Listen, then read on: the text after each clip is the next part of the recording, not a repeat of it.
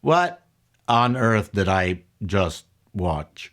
Hello, denizens. Your former network executive reaction to Season 3, Episode 1 of The Mandalorian, the Star Wars property that is desperately trying to save Star Wars on its own. The only thing from Lucasfilm that we had any interest in watching. The project headed by the golden child, Jon Favreau. Now, I hadn't seen the book of Boba Fett. Did I miss something?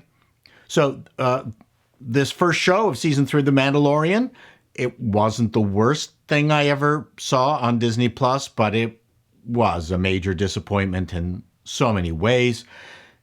It was straight up bad. No other way to put it. And worse as it related to my expectations. There will be spoilers. You have been warned.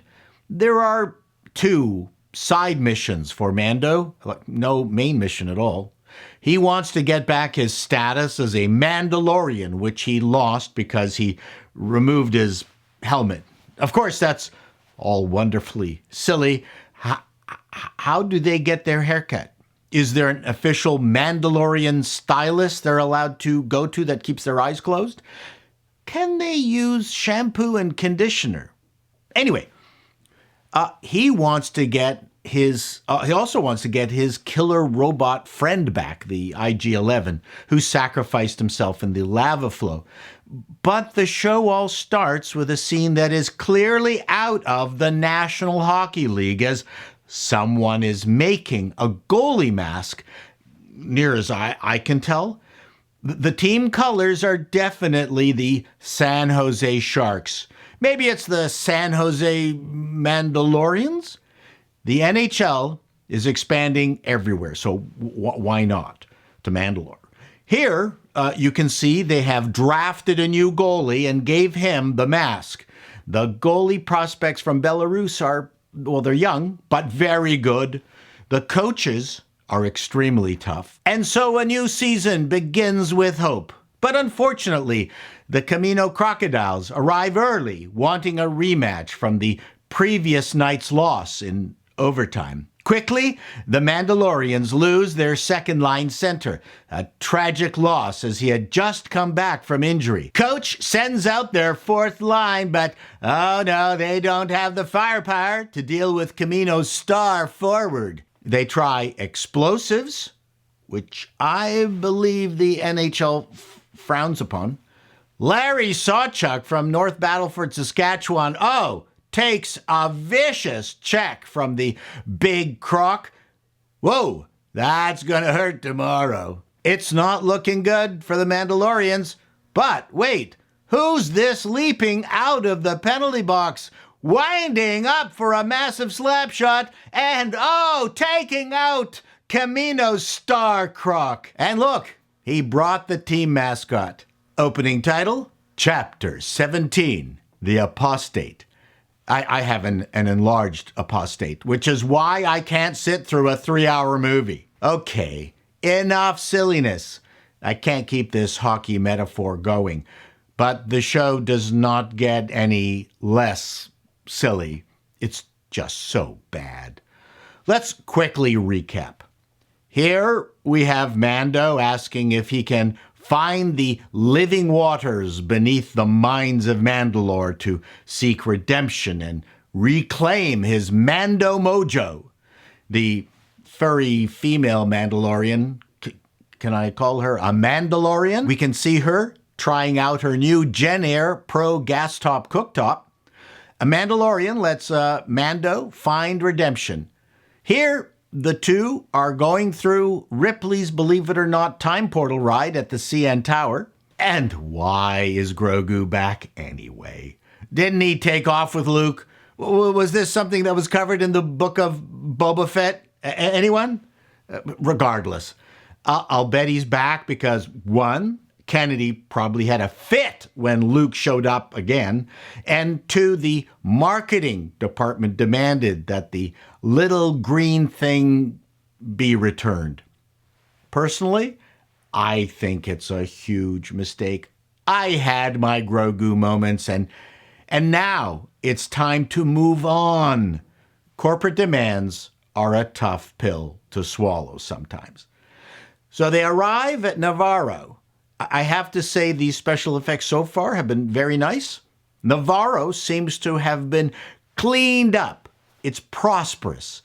I don't understand the Disneyland visitor greeting voice coming over the speakers as they walk about. I mean, if I was a resident, I'd be pretty annoyed listening to it every time a visitor arrived. As opposed to Andor, this is full-on Lucas Star Wars. Here, we have the robot assassin IG-11 that self-destructed, who is now a statue and a hero of Navarro. Mando meets up with his old friend, Karga, who is now running the place as High Magistrate Karga. He has little robots carrying his train. Weird. Karga asks Mando to become the town sheriff. Mando refuses, whereupon they are called out to deal with a bunch of pirates who look a lot like they came from the set of the Pirates of the Caribbean. Or perhaps Disney's saving money by doubling up. Of course, they are speaking with an English accent because, they're pirates and they're bad. Mando is chilling because what's going to happen. The pirates want a drink in their favorite bar, which apparently Karga has turned into a Montessori school. And this, of course, pisses off the Pirates of the Caribbean. There is the mandatory shootout. Everyone is killed except for Mr. No-Nose, who Karga lets go inexplicably. Sorry, so he can come back later and attack Mando. How stupid of me. In the same scene, Mando asks for the IG-11 robot parts. Apparently, he needs a droid he can trust, and it's got to be IG-11, no other droid. But when he powers the old thing up, it goes after Grogu, and once again, they have to put it out of its misery.